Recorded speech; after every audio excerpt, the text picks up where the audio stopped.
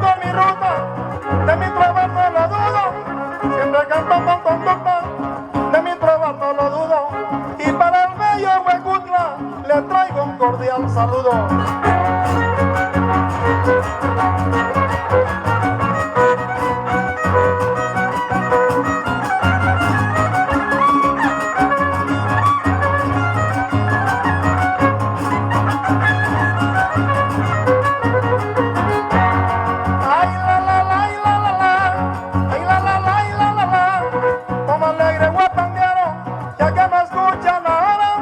Saludos van primero, lo digo con voz sonora, que le canto a compa Alfredo, también a su bailadora.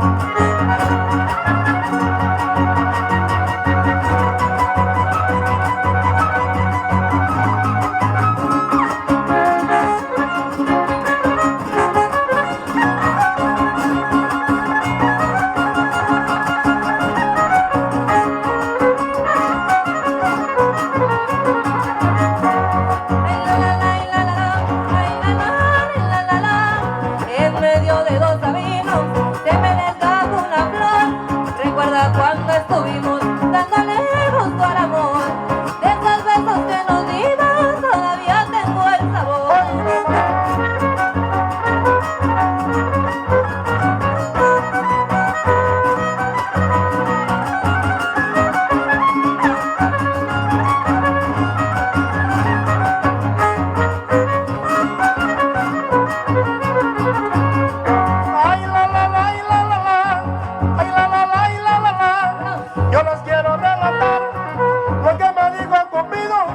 La mujer que se habla amar y quiere mucho al marido, pues le debe perdonar las otras que haya tenido.